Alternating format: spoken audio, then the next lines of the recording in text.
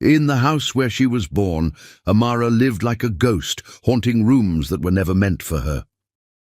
The Harrison estate sprawled across manicured grounds like a monument to success, its towering columns and sweeping verandas speaking of old money and older traditions. But within these grand walls, 28-year-old Amara Harrison had learned that blood meant nothing when love was rationed like precious currency, and she had never been deemed worthy of spending.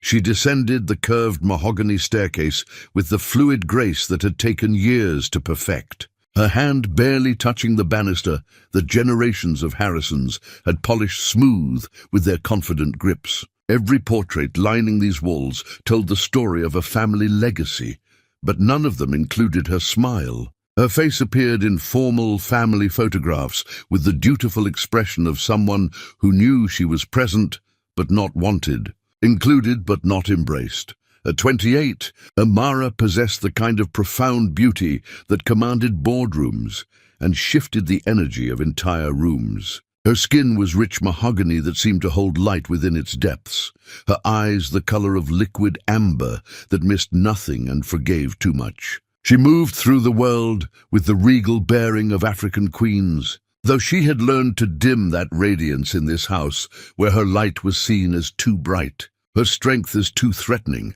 "Zara, my darling angel, come show Mama what the photographer sent." Camille Harrison's voice floated from the sunlit morning room, dripping with the kind of unconditional adoration that had never once been directed toward her firstborn daughter.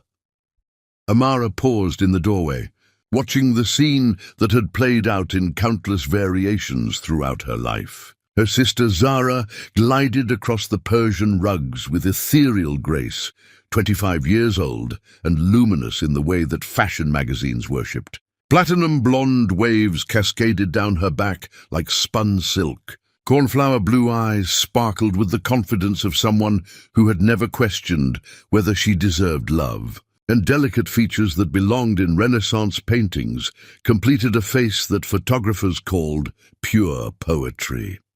"Look at these." "Mama," Zara breathed, settling beside Camille on the antique settee and spreading glossy photographs across the mahogany coffee table. "The Beaumont Cosmetics people want me as their new face for the luxury line. They said I embody timeless elegance." Camille's reaction was immediate and radiant. Her green eyes, so similar to Zara's, filled with tears of pure maternal joy as she gathered the photographs with reverent hands. At 52, Camille Harrison remained striking, her auburn hair perfectly styled, her figure maintained through daily yoga and careful nutrition, her wardrobe a testament to impeccable taste and unlimited resources. But it was her capacity for love that made her truly beautiful, a capacity that seemed infinite for Zara and mysteriously absent for Amara. "Oh, my precious girl," Camille whispered, pulling Zara close and pressing kisses to her temple. "You're going to be famous nationwide. This is everything we've dreamed of since you were little. My beautiful, perfect daughter." The words struck Amara like familiar daggers, each one finding its mark with practiced precision. She stood wearing a charcoal power suit that had commanded respect in this morning's board meeting, where she had just secured a $1 million consulting contract that would establish her firm's reputation in the competitive Atlanta market. Her briefcase contained documents that would change lives, but in this room, her achievements felt as weightless as morning mist. "Congratulations, Zara," Amara said, her voice steady despite the familiar ache spreading through her chest. "You're going to be absolutely stunning in that campaign." They couldn't have chosen better. Something flickered across Zara's face, surprise, perhaps even shame. In all their years of this painful dynamic, Amara had never shown anything but genuine happiness for her sister's victories, even when her own successes were dismissed or ignored entirely. The kindness was real, born from a heart that refused to become bitter despite decades of emotional starvation. "Thank you," Zara replied softly, her confidence wavering for just a moment. "I heard you had that big presentation today with the regional investors. How did it go?" The question hung in the air, like a bridge Amara had never been allowed to cross. For 3 precious seconds, hope fluttered in her chest that maybe finally her achievements would be acknowledged in this house. Oh, Zara. "We need to call your agent immediately," Camille interrupted seamlessly, her tone dismissing Amara's presence entirely. "This campaign could launch your international career.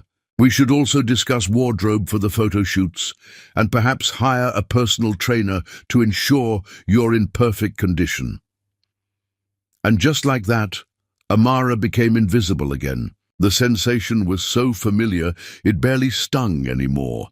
This vanishing act that happened whenever attention threatened to shift in her direction. She had experienced it at birthday parties, where her academic achievements became footnotes to Zara's social victories. At Christmas mornings, where gifts for Zara came wrapped in genuine excitement, while hers felt like obligations reluctantly fulfilled. At family dinners, where her words were interrupted by praise for her sister's latest modeling gig or romantic adventure.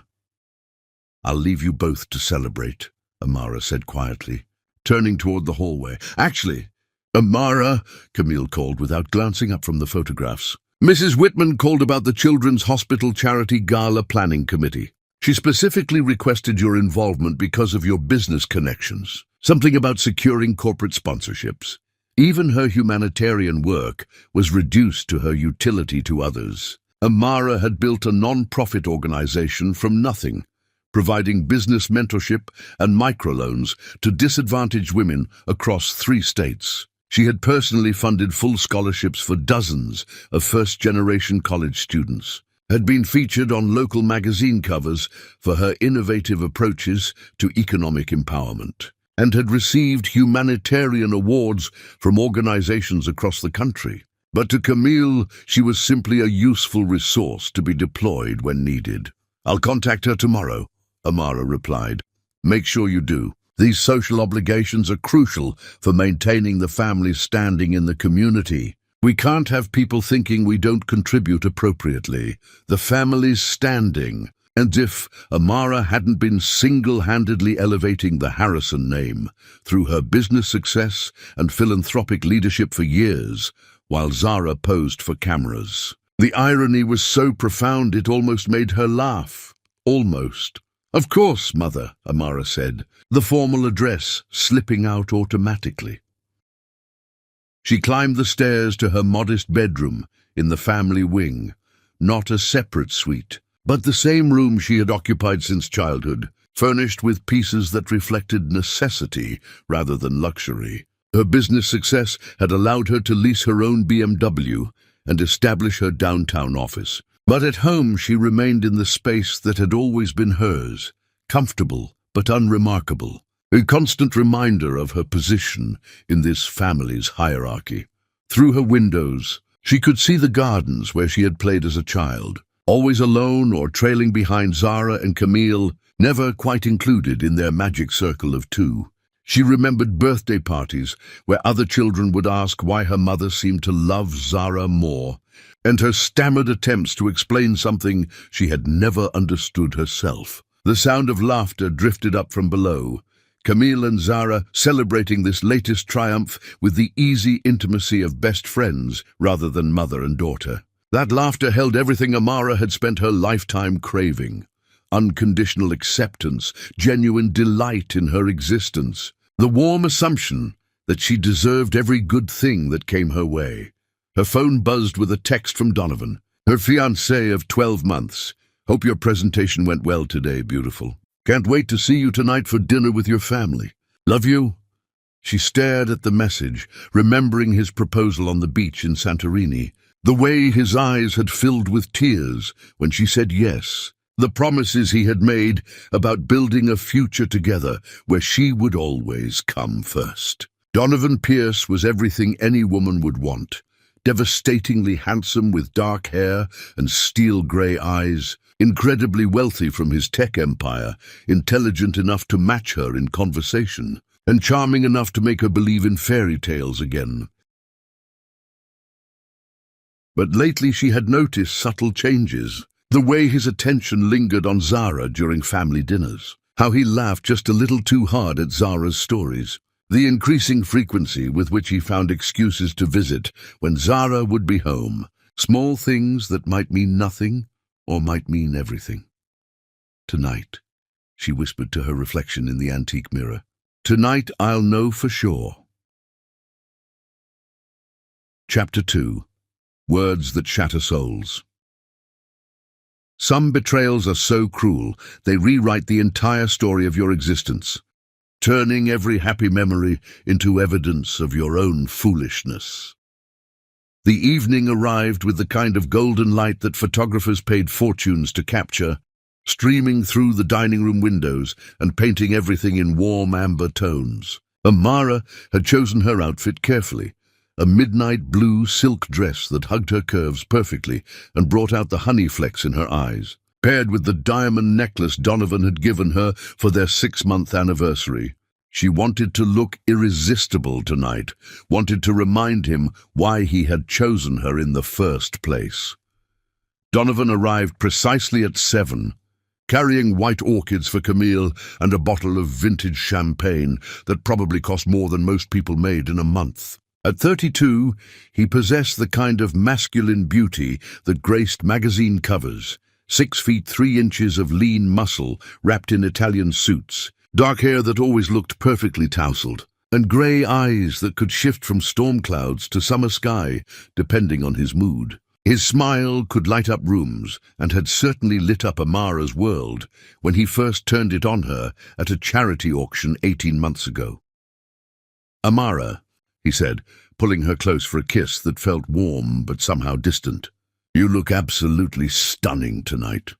She searched his face for signs of the passion that used to ignite when he looked at her, but found only appreciation, the kind you might show for a beautiful painting rather than the woman you planned to marry. "Thank you," she replied, leading him into the dining room where Camille and Zara were already waiting. Zara had chosen a flowing white dress that made her look like a Greek goddess, her blonde hair swept into an elegant updo that showcased her graceful neck. She rose to greet Donovan with a smile that seemed to light him up from within. There was the passion Amara had been missing. "Donovan," Zara said warmly, accepting his kiss on her cheek. "I'm so excited to tell you about the Beaumont campaign." "I can't wait to hear everything," he replied, his voice carrying an enthusiasm that never quite materialized when discussing Amara's business ventures.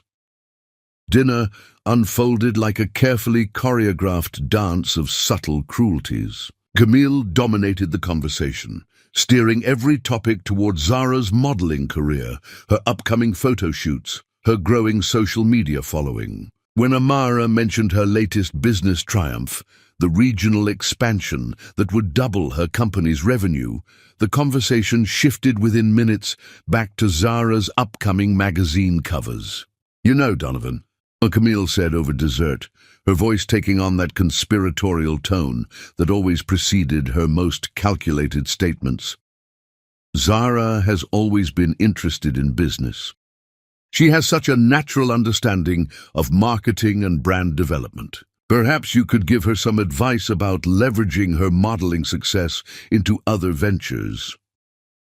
Donovan's eyes lit up with genuine interest. "I'd love to help however I can. You definitely have the charisma and intelligence to build something beyond modeling." Amara watched this exchange with growing unease, noting how Donovan leaned toward Zara when she spoke, how his laughter came easier with her, how his whole demeanor seemed more relaxed and natural. With Amara, conversations often felt like intellectual exercises, discussions about market strategies or economic theory. With Zara, he smiled like a man remembering what it felt like to simply enjoy someone's company. "I should probably get going soon," Amara said quietly. "I have an early morning conference call with potential European partners." "Always working," Camille said, with that particular smile that looked supportive but felt like criticism. "And Zara, tell Donovan about the photographer who wants to do that artistic series with you." As her sister launched into another story, Amara excused herself to use the powder room. The hallway felt cooler than usual. shadows seeming to reach toward her as she walked. She was returning to the dining room when voices from the study stopped her in her tracks. "Really think this through, Donovan," Camille was saying, her voice urgent and persuasive. "Marriage is about more than business partnerships or intellectual compatibility. I know, Mrs. Harrison, but please call me Camille. We're going to be family soon, one way or another." A pause. "Amara is certainly accomplished, I'll give her that. But she's also difficult, stubborn, and frankly not the easiest person to love. She's always been too intense, too demanding. Marriage requires compromise, sweetness, the ability to make a man feel like a man rather than a business associate." Amara pressed her back against the wall, her heart beginning to race. "I've been thinking the same thing," Donovan admitted, his voice heavy with what sounded like relief at finally being able to voice doubts he had been harboring. "At first, her ambition was attractive. I thought I wanted a partner who could match my success. But now I realize that what I need is someone who makes life easier, not more complicated. Someone who makes me feel like I'm coming home, not going to another board meeting." "Exactly," Camille continued. "Now Zara understands how to make people happy. She's warm, spontaneous, genuinely delightful to be around. She doesn't compete with the men in her life. She complements them. And let's be honest about something else, shall we?" "What's that?" "Looks matter, Donovan. They shouldn't, but they do, especially for a man in your position. You'll be photographed constantly, attending galas and charity events, appearing in magazines. Zara has the kind of beauty that photographs well, that makes other men envious rather than questioning your choices." The words hit Amara like physical blows. Her mother was calling her ugly, not directly, but with the kind of subtle cruelty that left no room for misinterpretation. "You're saying Amara isn't beautiful?" Donovan asked. "I'm saying beauty comes in many forms, and some forms are more conventional than others, more universally appealing. Zara has that timeless classic beauty that never goes out of style. She's the kind of woman who makes other women want to be her friend, and other men wish they were you. And Amara is striking in her own way, but she's also intimidating. Men don't like feeling intimidated by their wives, Donovan. They want to feel needed, appreciated, adored. When was the last time Amara made you feel like her hero rather than her business partner?" The silence stretched long enough for Amara to hear her own heartbeat echoing in her ears. "You're right," Donovan said finally. "I love Amara, but I'm not sure I'm in love with her anymore. With Zara, I feel lighter, happier, more like the man I want to be. Love isn't always enough, darling. You need compatibility, shared values, the ability to build a life that brings joy rather than constant challenge. Zara would worship you the way a wife should worship her husband. She would make your house a home, not a headquarters. But what about Amara? She's your daughter. Don't you want her to be happy?" Camille's laugh was soft but cutting. "Amara will be fine. She's built for solitude, really. All that fierce independence, that need to prove herself constantly. It's exhausting for everyone around her. She'll throw herself into her work and probably convince herself she's better off alone. Some women are meant for marriage and family, and others are meant for careers and achievements. Amara has always been the latter.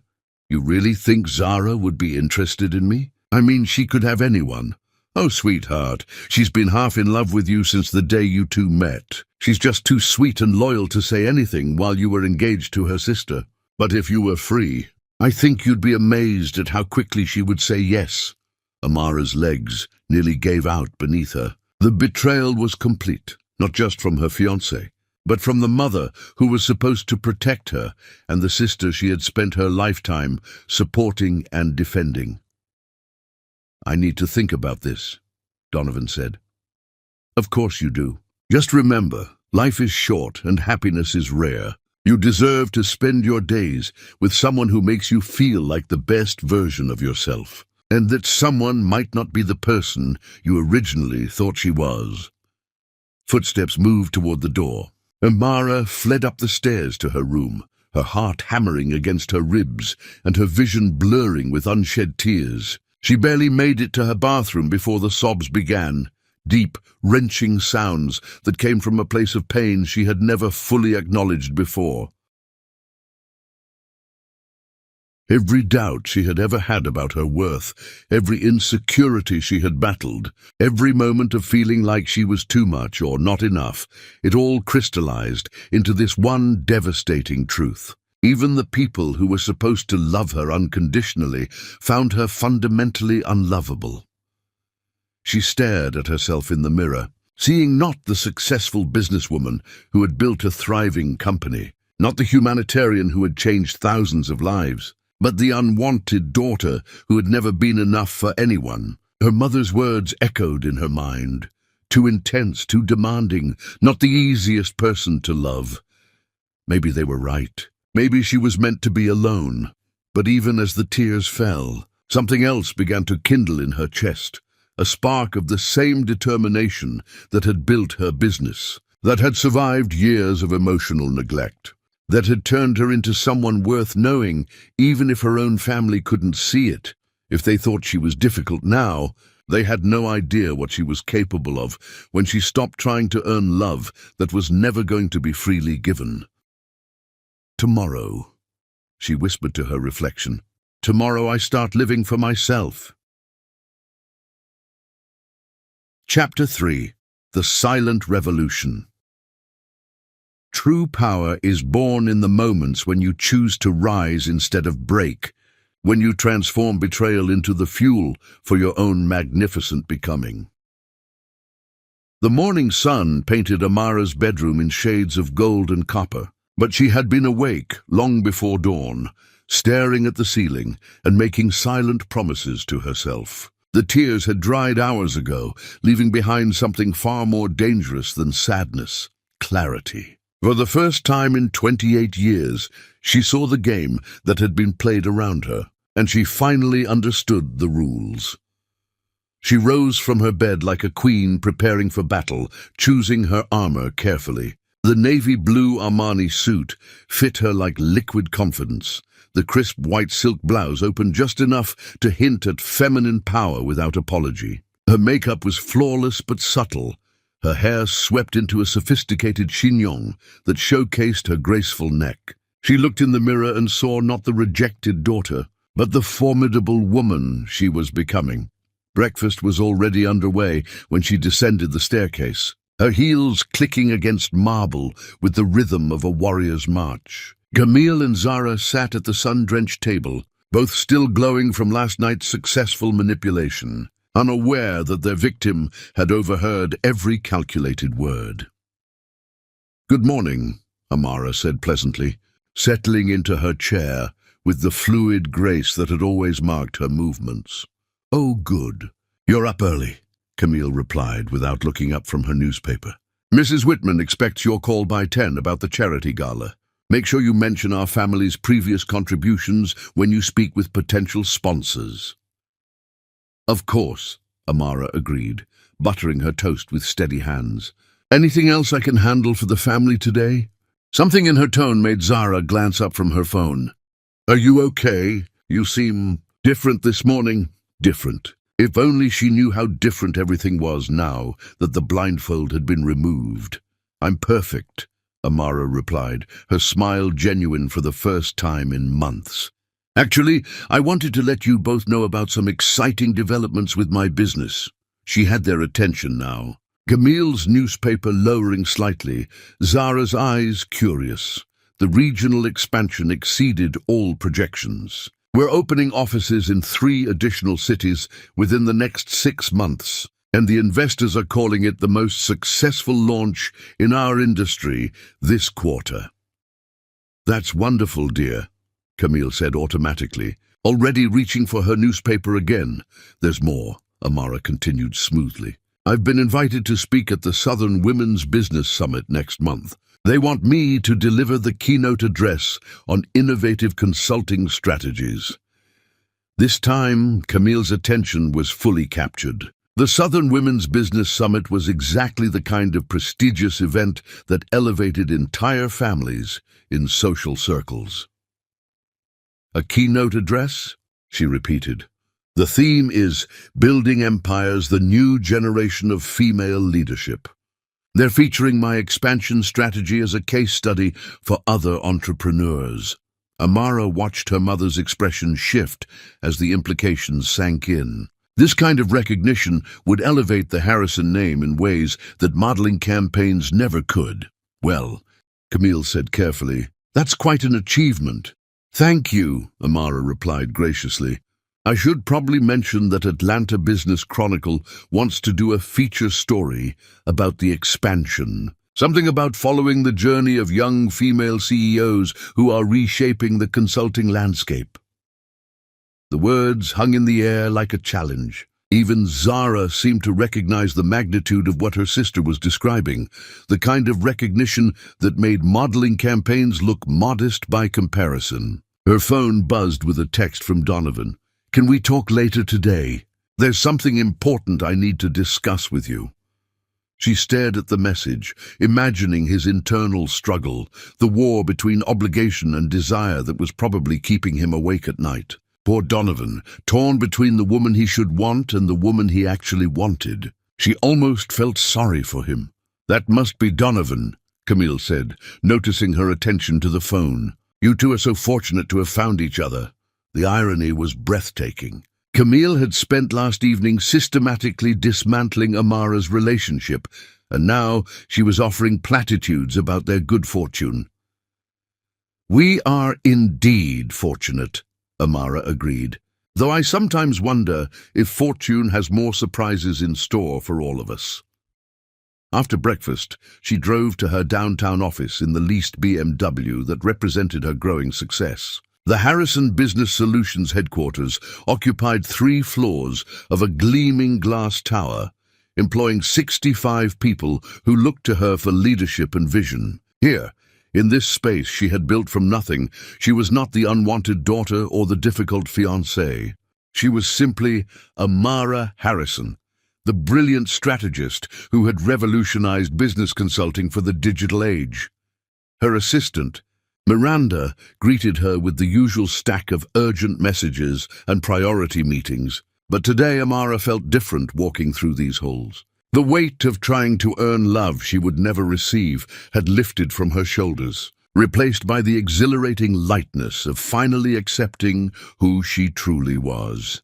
Clear my calendar for lunch, she told Miranda. I have some important calls to make. The first call was to Mrs. Whitman about the charity gala. But instead of simply offering to secure sponsors, Amara proposed something bigger. Harrison Business Solutions would sponsor the entire Children's Wing fundraising campaign, creating an initiative that would raise 5 times the usual amount for the hospital. She would personally oversee every detail, ensuring that the Harrison name was associated with unprecedented generosity and flawless execution. The second call was to the Atlanta Business Chronicle, accepting the feature story request she had previously declined and scheduling interviews that would establish her as the new voice of business innovation in the South. The third call was to her personal lawyer, reviewing the prenuptial agreement she and Donovan had signed, not because she expected to need it soon, but because preparation was the foundation of all power. By afternoon, she had restructured 2 client campaigns, approved the design for her $3 million Southeast expansion project, and scheduled meetings with investors who wanted to fund her growth into additional markets. Her phone continued buzzing with messages from Donovan, increasingly urgent requests to meet, to talk, to work through some things together. She waited until 5 o'clock to respond. Dinner tonight at Chez Laurent, 7:30. Chez Laurent was their place, the restaurant where he had first told her he loved her, where they had celebrated her business victories and planned their future together. It seemed appropriate for whatever conversation he thought he needed to have. She arrived first, wearing a black cocktail dress that hugged her curves and reminded everyone who saw her that she was a woman who commanded attention without begging for it.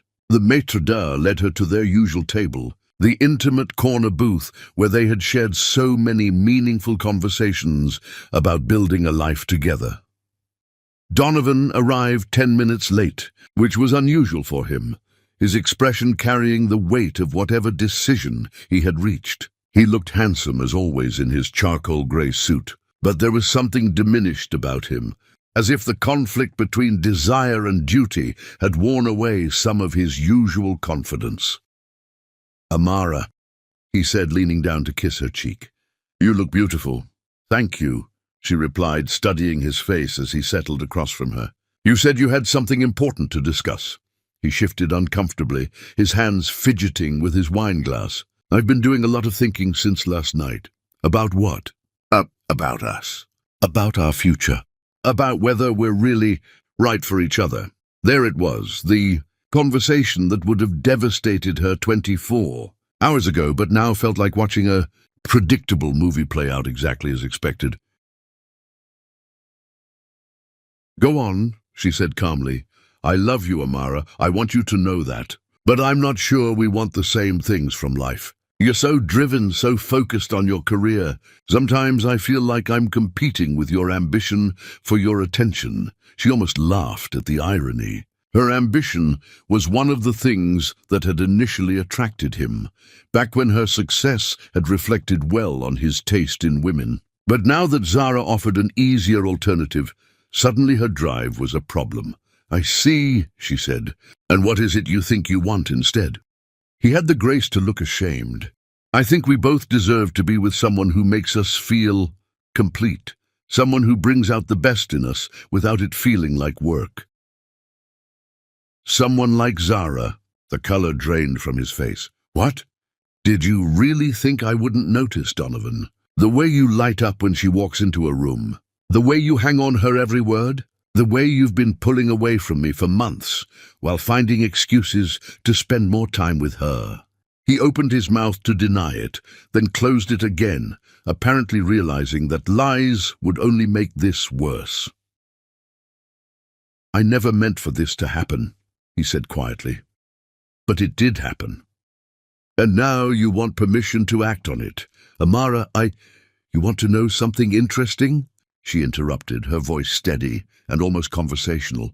"Last night, I overheard you and my mother discussing how much more suitable Zara would be as your wife, how much more beautiful, more conventional, more willing to worship you the way you deserve to be worshipped." His face went from pale to flushed in seconds. "You heard that?" "Every word, including the part where my own mother called me too intense, too demanding, and not easy to love." "I'm sorry," he whispered. "We never meant for you to hear that." "Oh, I'm not sorry I heard it. It was exactly what I needed to understand some fundamental truths about my life."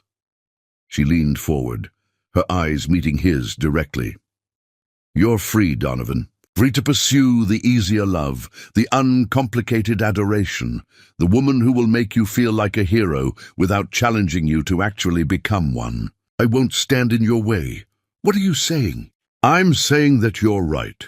We do deserve to be with someone who brings out our best. The difference is I now realize that person was never going to be you." She stood up gracefully, leaving him staring after her with a mixture of relief and something that might have been regret. "The ring is in the jewelry box on my dresser," she said. "I assume you'll want to have it resized for smaller fingers." As she walked away, her heels clicking against marble, with the sound of a woman who had finally learned her worth, she heard him call her name. But she didn't turn around. Some bridges were meant to be burned, and she was just getting started with the fire. Chapter 4. Becoming Extraordinary. Grace is not given. It is earned through pain transformed into power, through betrayal alchemized into unshakable self-worth. 3 months after that defining dinner at Chez Laurent, Amara had used every single day to reconstruct herself from the ground up. Not because she was broken, she was beginning to understand that she had never been broken, but because she was finally ready to stop, dimming her light for people who preferred her shadows. The Atlanta Business Chronicle feature had been everything she hoped and more.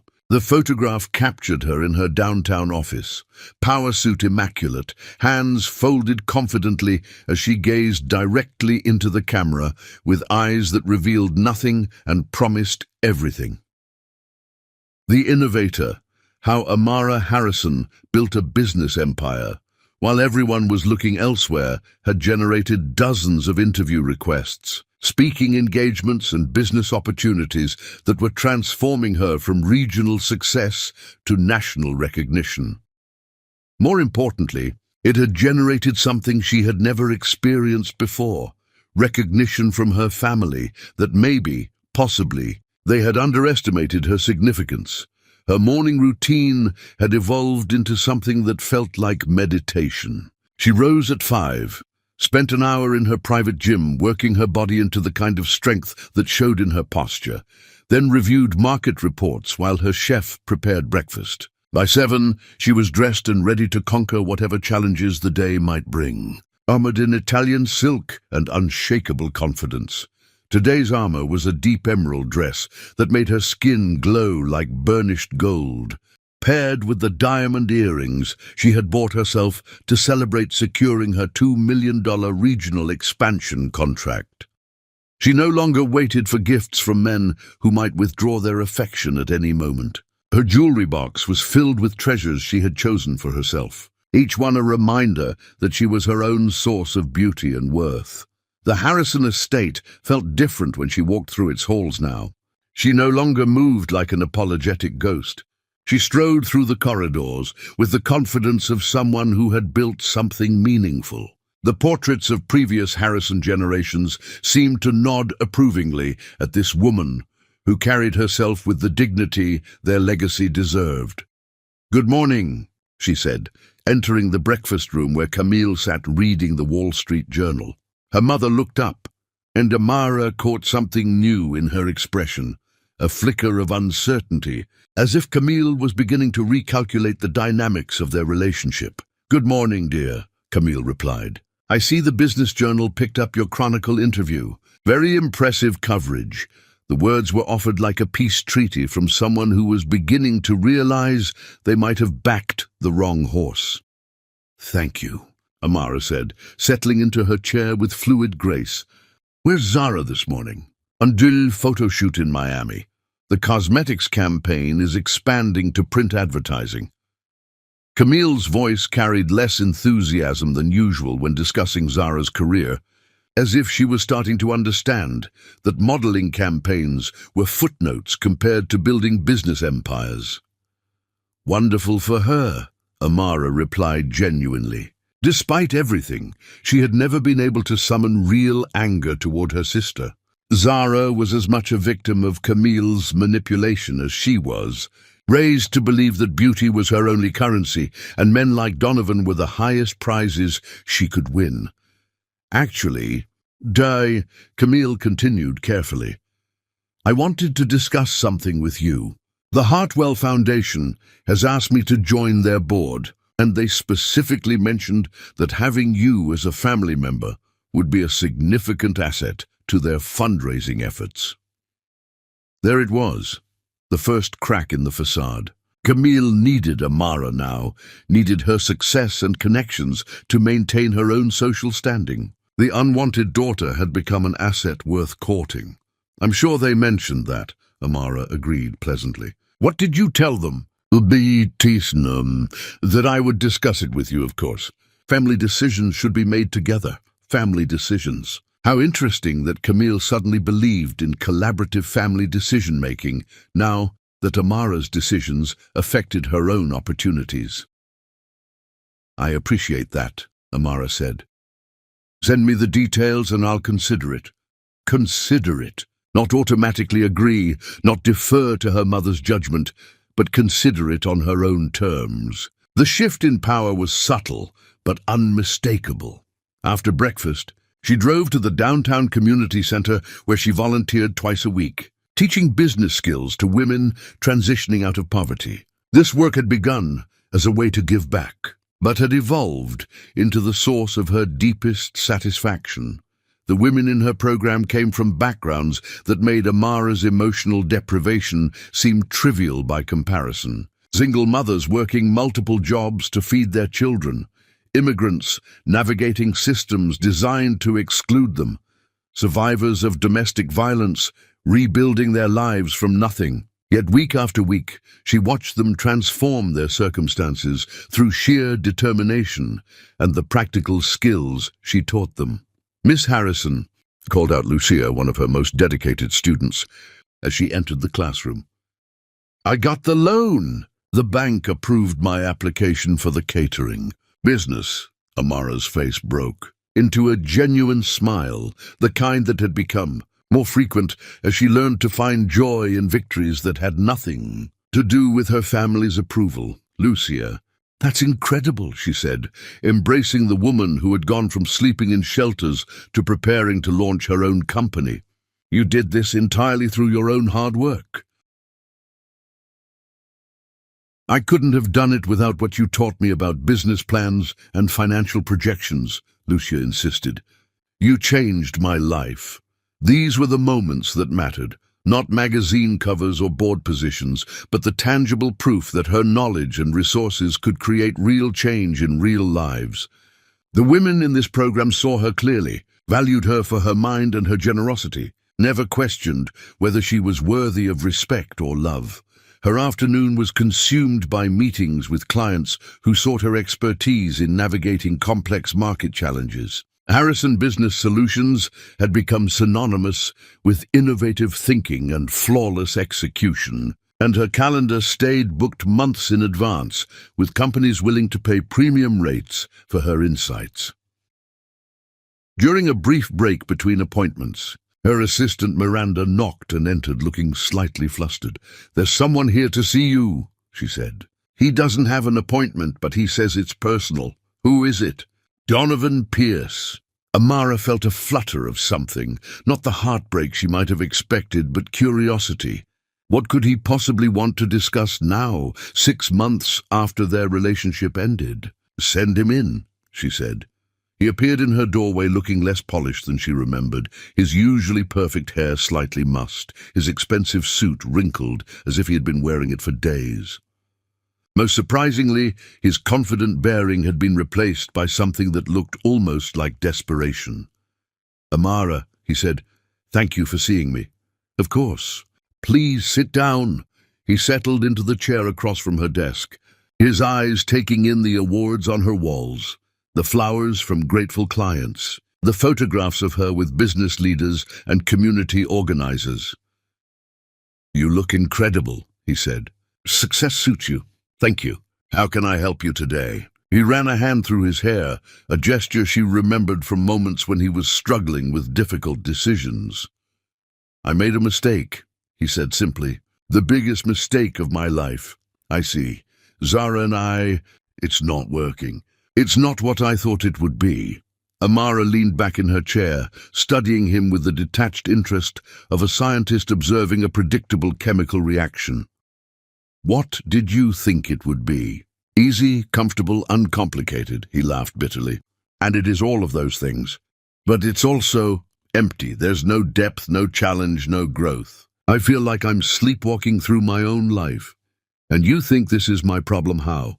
"I think I was an idiot to give up the most remarkable woman I've ever known because I was intimidated by her strength." She stood up and walked to the window, looking out at the city skyline, where her success was literally changing the landscape. Several buildings under construction displayed signs for Harrison Business Solutions, proof of the empire she was building, while he was discovering that easy love was often worthless love. "You're probably right," she said, without turning around. "You are an idiot, but that doesn't mean your realization changes anything. Amara, please. I know I hurt you, but I also know that what we had was real. It was challenging and complicated and sometimes difficult, but it was real in a way that nothing else has ever been." She turned to face him, her expression calm and composed. "What we had was real," she agreed, "but what you chose was easier. And now that easier has revealed itself to be emptier. You want to come back to real." Yes. The problem, Donovan, is that I'm not the same woman you left. I'm not sitting around waiting for you to decide I'm worth loving. I'm not holding space in my life for someone who chose my sister over me because she seemed more convenient. I know that. I can see that you've grown, changed, become even more incredible than you were before. I haven't grown or changed, she corrected. I've simply stopped pretending to be smaller than I am to make other people comfortable. She walked back to her desk, her heels clicking with the authority of someone who had finally learned to take up all the space she deserved. I'm not angry with you anymore, she continued. I'm grateful to you, actually. You forced me to stop looking for validation from people who were never going to give it freely. You helped me discover that I don't need anyone's permission to be extraordinary. So there's no chance for us? She smiled, and he seemed to recognize something in that smile. Not cruelty, but a kind of benevolent finality. You're going to find someone who's right for you, she said. Someone who will appreciate the kind of comfortable love you're looking for. But that someone isn't me, and it never was. He nodded slowly, accepting defeat with more grace than she had expected. For what it's worth, he said as he stood to leave, I hope you find someone who deserves you. I already have, she replied. I found myself. After he left, she sat in the gathering twilight of her office, surrounded by the tangible proof of her worth, and felt something she had never experienced before, complete satisfaction with her own company. She was no longer the daughter seeking approval, or the fiancé trying to be worthy of love. She was simply Amara Harrison, and that was more than enough. Chapter 5. The Light They Cannot Dim. No amount of hatred can extinguish a soul that refuses to stop shining, especially when that soul finally understands its own luminescence. The Hartwell Foundation's annual charity gala was the kind of event that defined Atlanta's social season. 500 of the city's most influential people gathering in the Georgian Terrace hotels, grand ballroom to see and be seen, while raising money for children's literacy programs. Amara had attended for years as Camille's dutiful daughter, always impeccably dressed, but somehow invisible among the sea of carefully curated social climbers. Tonight was different. Tonight she arrived as the evening's keynote speaker, the woman whose business empire and philanthropic efforts had made her the Foundation's natural choice to address their most important fundraising event of the year. She stepped out of her midnight blue Maserati, wearing a gown that would be remembered for years to come, liquid gold silk that seemed to have been poured over her curves, the fabric catching light with every movement and making her skin glow like burnished bronze. The dress was a masterpiece of engineering and artistry, custom designed by a celebrated designer who had proclaimed her a goddess who needed a gown worthy of worship.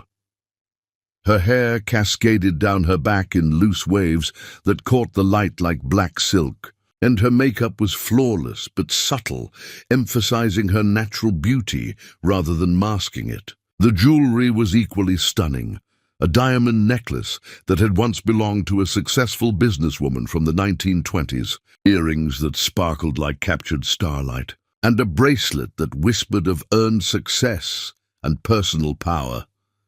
She moved up the red carpet with the fluid confidence of someone who had finally learned to take up all the space she deserved, ignoring the flash of cameras and murmur of voices as people tried to place the woman who commanded attention without seeming to seek it. Amara Harrison, she heard someone whisper. The one from the Chronicle. They say she's building a business empire that will rival anything in the South. She's even more beautiful in person, came another voice. I heard 3 different networks are competing to produce a documentary about her success story. Inside the ballroom, she was immediately surrounded by people who had never bothered to learn her name in previous years, but now competed for her attention. Business leaders wanted to discuss partnerships. Socialites angled for invitations to her events. and politicians sought her endorsement for their campaigns. She navigated these conversations with practiced grace, giving each person exactly the amount of attention they deserved while keeping her true focus on the reason she was here to raise money for children who deserved better opportunities than the world had naturally provided them. From across the room, she spotted familiar figures. Camille stood near the bar in an elegant black gown, her usual confident bearing slightly diminished as she watched her daughter command the kind of respect she had never received herself. Beside her, Zara looked ethereal in flowing white silk, her beauty undeniable but somehow less luminous than it had seemed before, as if standing in Amara's radiance had revealed her light to be more reflected than generated. And there, looking uncomfortable in his perfectly tailored tuxedo, stood Donovan. His eyes found hers across the crowded room, and she saw in them the regret of a man who had traded gold for copper and was only now beginning to understand the magnitude of his mistake. "Ladies and gentlemen," the Foundation president announced from the podium, "please welcome our keynote speaker, businesswoman and philanthropist, Amara Harrison." The applause was thunderous as she made her way to the stage, her gown flowing behind her like liquid starlight.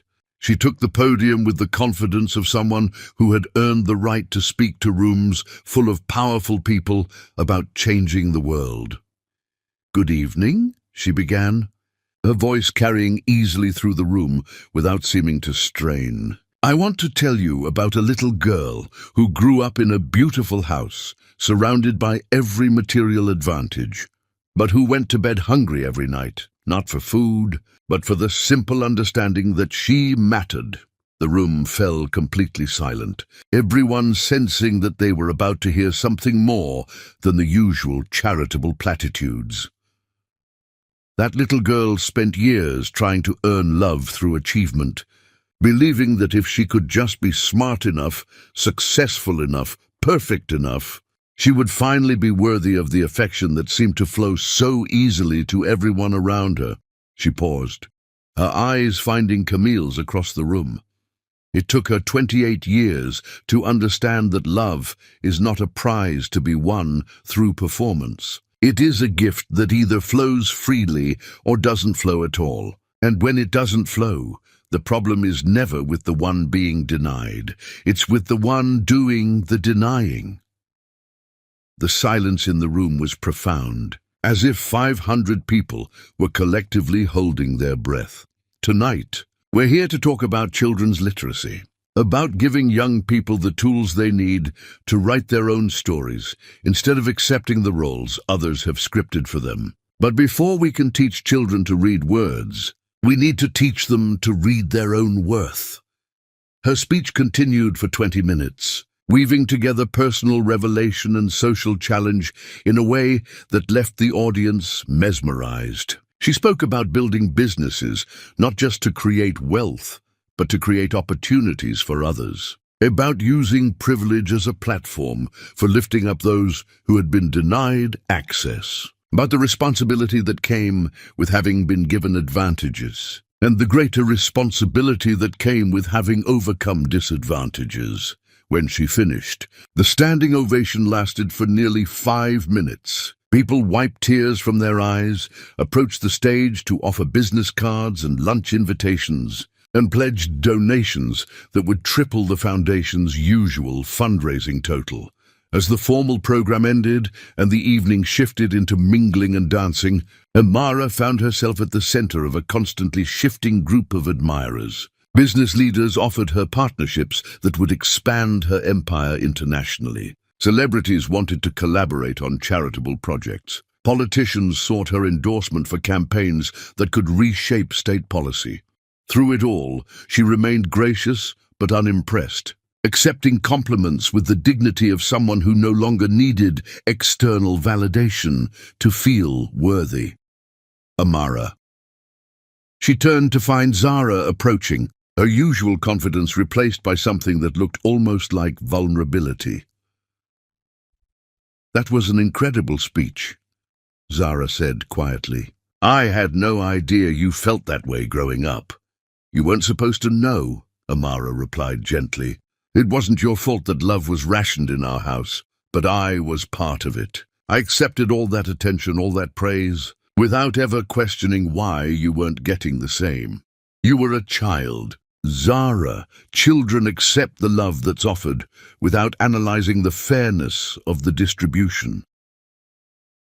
Zara looked around the room at the crowd, still buzzing about Amara's speech, at the obvious respect and admiration directed toward her sister, at the way people seemed to lean toward Amara as if her approval was the only thing that mattered.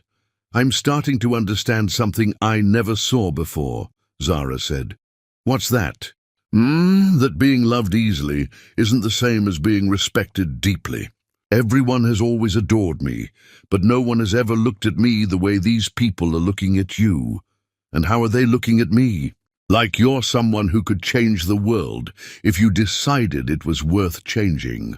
Before Amara could respond, Camille approached, her usual commanding presence somehow diminished in her daughter's radiance. Amara, she said carefully, I wanted to tell you how proud I am of your success. The words hung in the air like a foreign language neither of them quite knew how to speak. Thank you. Amara replied simply. I realize I may not have always been as supportive as I should have been, Camille continued, the admission clearly costing her significant effort. Perhaps I didn't understand what you were capable of achieving. Perhaps not, Amara agreed, her voice carrying no malice but also no forgiveness. Some wounds were too deep and too long in the making to be healed with belated recognition.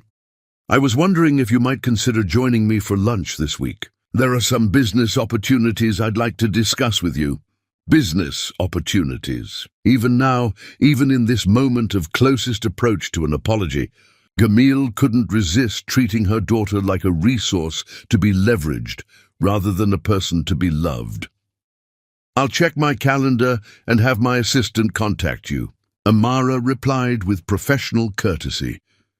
As her family members drifted away to process this new version of the daughter and sister they thought they knew, Amara stood surrounded by strangers who saw her more clearly than the people who had raised her. Miss Harrison? She turned to find a distinguished gentleman approaching, his silver hair and warm brown eyes suggesting intelligence and kindness in equal measure. I'm Dr. Jeremiah Wright, he said, extending his hand. I run the pediatric oncology program at Children's Healthcare. Your speech tonight was extraordinary. Thank you, Dr. Wright. I'm familiar with your work. The childhood cancer treatment protocols you've developed are revolutionary.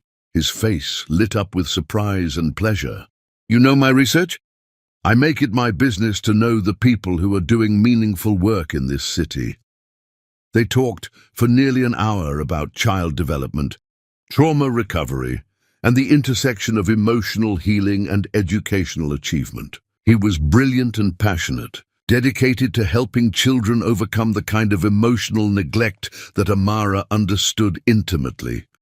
I'd love to continue this conversation sometime, he said as the evening wound down. Perhaps over dinner. She looked into his eyes and saw something she hadn't encountered in years. Genuine interest in her mind, her work, her vision for making the world better. Not the kind of attraction that was based on beauty or wealth or social status, but the deeper recognition that came when one meaningful person recognized another.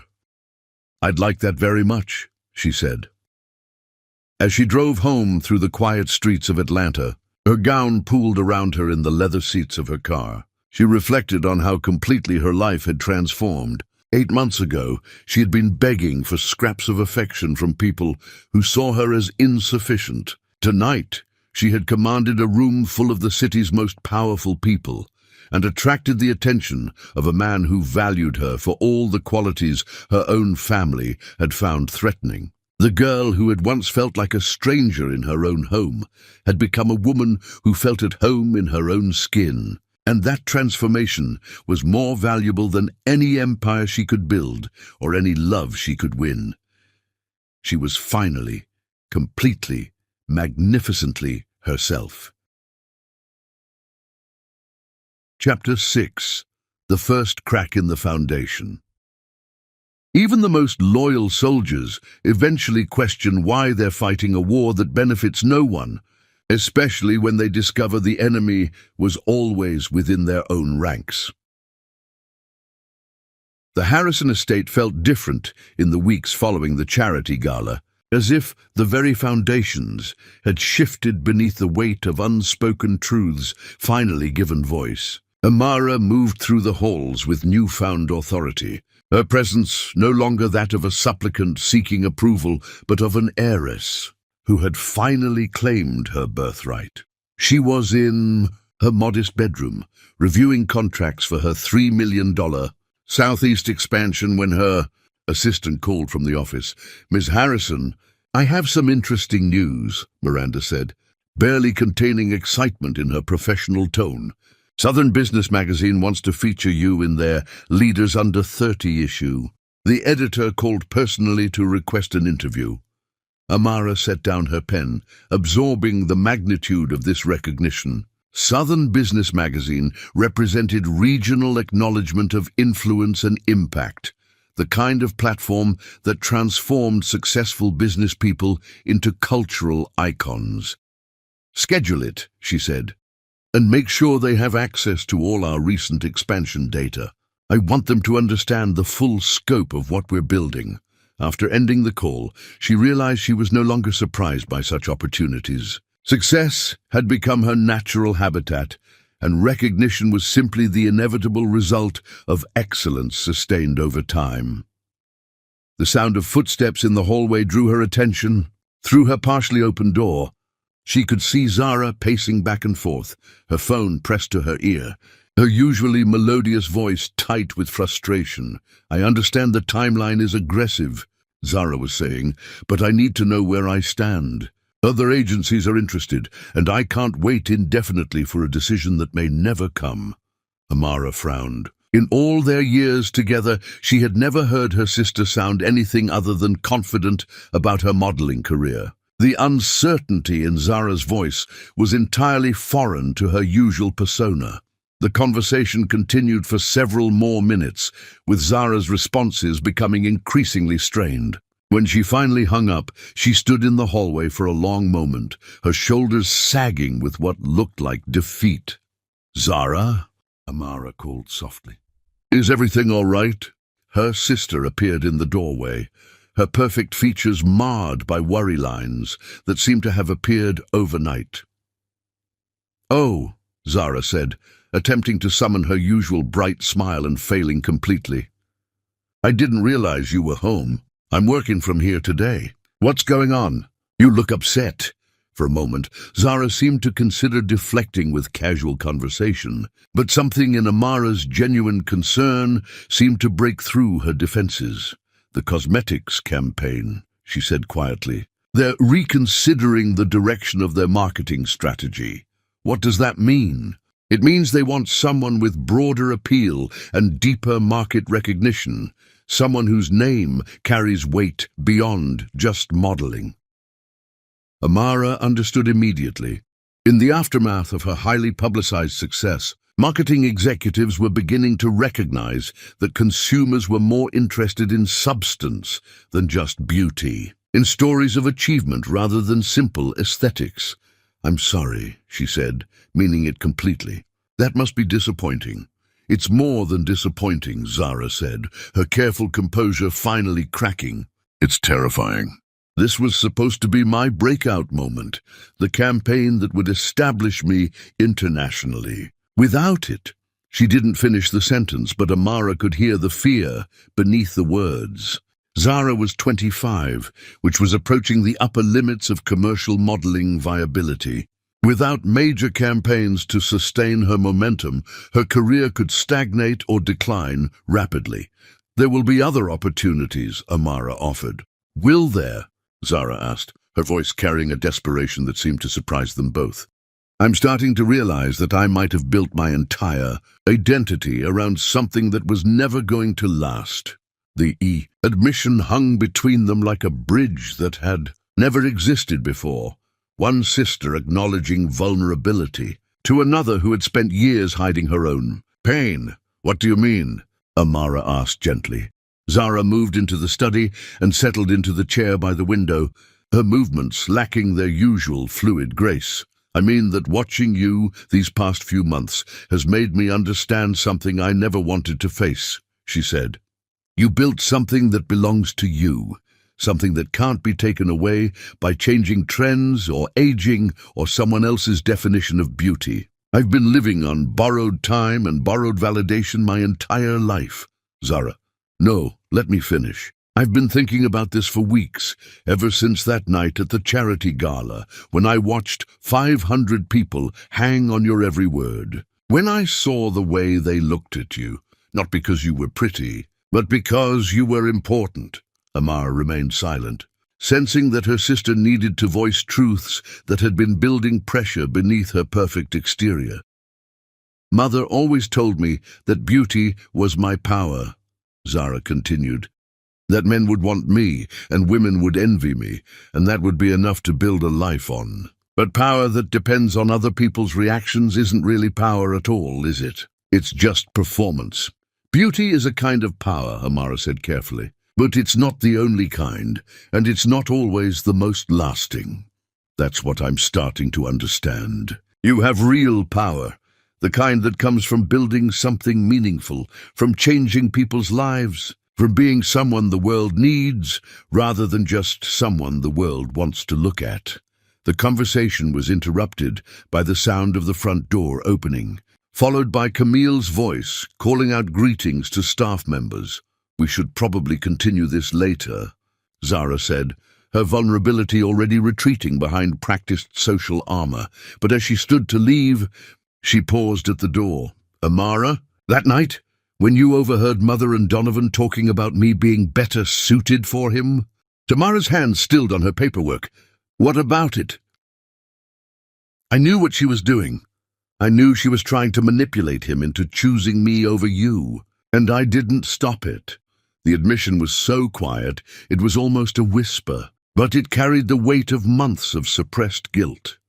I told myself I deserved him because he made me feel special, because having someone like Donovan choose me would prove that I was worth something more than just pretty pictures. But the truth is, I was jealous of what you two had.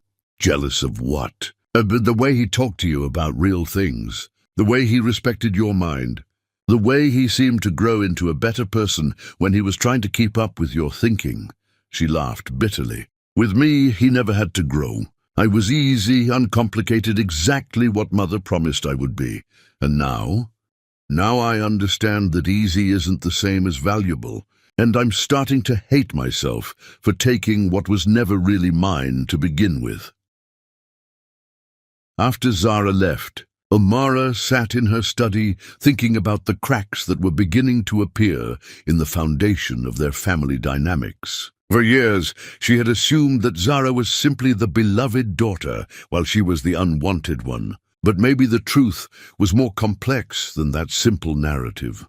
Maybe Zara had been trapped in her golden cage as completely as Amara had been imprisoned in her shadows. The thought was interrupted by Miranda calling again, this time with news that sent a chill through her entire body. Miss Harrison, I hope you're sitting down. I've been organizing some old files for the tax audit, and I found something unusual. A box of old papers that was misfiled in the business documents. What kind of papers? Birth certificates, old photographs, and letters. The birth certificate has your name on it, but it lists a different father than the man you grew up calling Dad. Amara's hands went completely still on her desk. What did you say? The father listed is someone named Theodore Blackstone. And there are letters, Miss Harrison, dozens of them dating back to just before you were born. They tell quite a story. Bring them to me, Amara said, her voice steady despite the earthquake beginning in her chest. Bring them to me immediately. An hour later, she sat surrounded by the debris of everything she had believed about her own life. Photographs showed her mother laughing with a strikingly handsome black man who bore an unmistakable resemblance to Amara herself. The letters told a story of passion, betrayal, and abandonment that explained 28 years of inexplicable hatred. The final letter, dated 3 months before Amara's birth, was written in her biological father's precise handwriting. Camille, I cannot continue this relationship. My wife has discovered our affair, and Margaret is threatening criminal charges for the money I took. I must choose between prison and my family. I choose them, but please know this is breaking my heart. The child you carry deserves better than a father who is a thief and a coward. I will not be able to acknowledge paternity or provide support, as Margaret demands this as part of avoiding prosecution. I'm sorry for the pain I'm causing you and the child who will never know me. Please forgive me for being too weak to be the man you both deserve. Theodore! Amara read the letter 3 times, each reading revealing new layers of betrayal and abandonment. Her biological father had not just left, he had actively rejected her before she was even born, had chosen his legitimate family over the daughter he had helped create. Suddenly, 28 years of her mother's inexplicable cruelty made perfect, terrible sense. She was not the unwanted daughter. She was the living reminder of the man who had broken Camille's heart and destroyed her life. But understanding the source of her mother's hatred didn't make it hurt any less. If anything, it hurt more, because now she knew that she had never had a chance at earning the love she had spent her entire life seeking. She had been sentenced to pay for her father's sins before she was even born. Chapter 7. The Sins of the Father. The past has a way of demanding payment for debts we never knew we owed. But the cruelest creditor is the one who punishes the innocent for crimes they never committed. The private investigator's office occupied a nondescript building in Midtown Atlanta, but William Torres came highly recommended by Amara's corporate attorneys. At 55, he possessed the kind of weathered face that suggested he had seen enough human nature to be unsurprised by any revelation, no matter how devastating. "Ms. Harrison," he said, spreading a thick file across his desk, "I've been investigating Theodore Blackstone for the past 2 weeks, as you requested. What I've discovered is complicated." Amara sat perfectly still in the leather chair across from him, her hands folded in her lap, with the composure she had learned to maintain, even when her world was shifting beneath her feet. "Tell me everything," she said. Theodore Blackstone was 32 when he began his affair with your mother in 1995. He was married to Margaret Blackstone, had 2 children, Theodore Jr., who was 12, and Sarah, who was 9. He and his wife owned Blackstone Development, one of the most successful real estate companies in the Southeast. Torres opened a folder containing newspaper clippings and business documents. By all accounts, Theodore was brilliant but ruthless. He built his empire by buying distressed properties, gentrifying neighborhoods, and displacing long-time residents for profit. Your mother was his business partner and marketing director. They worked closely together for 3 years before the affair began. And when it ended, that's where the story gets interesting. According to court documents I was able to access, Margaret Blackstone didn't just discover the affair, she discovered that Theodore had been embezzling company funds to support his relationship with your mother. Expensive gifts, luxury vacations, a downtown apartment where they met. Amara felt her stomach tighten. Her biological father wasn't just an abandoning lover. He was a criminal who had stolen from his own wife to fund his affair. Margaret threatened divorce and criminal charges unless he ended the relationship immediately and turned over his half of the company to her as restitution. When she learned that Camille was pregnant, she demanded that Theodore never acknowledge the child and never provide any financial support. So, he chose his legitimate family over his unborn daughter. He chose avoiding prison over everything else, Torres corrected. Margaret had enough evidence to destroy him completely. He wrote that final letter to your mother under threat of criminal prosecution. Torres opened another folder, revealing more recent documents. Here's where the story gets more complicated. Margaret divorced him anyway, 2 years after you were born. She kept the company and most of their assets. Theodore spent the next decade trying to rebuild his career, but his reputation was destroyed. He remarried in 2008 to a woman named Patricia, but that marriage ended in divorce 5 years later when his drinking and gambling problems became unmanageable. Where is he now? Living in a modest apartment in Birmingham, Alabama. He's 61 years old, works as a part-time real estate agent for a small firm that specializes in low-income housing. His health is poor, diabetes, heart problems, depression. According to his current landlord, he's been asking questions about you for the past several years. What kind of questions? Your business success has been covered in Alabama newspapers. He apparently keeps clippings about your achievements. His landlord says he talks about having a daughter who became successful despite never knowing her father. Torres leaned back in his chair, his expression sympathetic but professional. Ms. Harrison, I need to tell you something else. 3 weeks ago, Theodore Blackstone contacted a law firm in Birmingham about potentially reaching out to you. He's been diagnosed with heart failure, and his doctors have given him less than 2 years to live. The information hit Amara like a physical blow. Her biological father was dying, and he wanted to meet the daughter he had abandoned before she was born. Has he attempted to contact me directly? No, not yet. The lawyer advised him to proceed carefully, given your prominent position and the potential for public scrutiny. Amara spent the drive home, processing information that recontextualized her entire existence. She was not just the unwanted daughter of a heartbroken mother, she was the product of criminal betrayal, embezzlement, and cowardice. Her biological father had stolen money from his wife to fund the affair that created her, then abandoned both his lover and his unborn child to save himself from prison.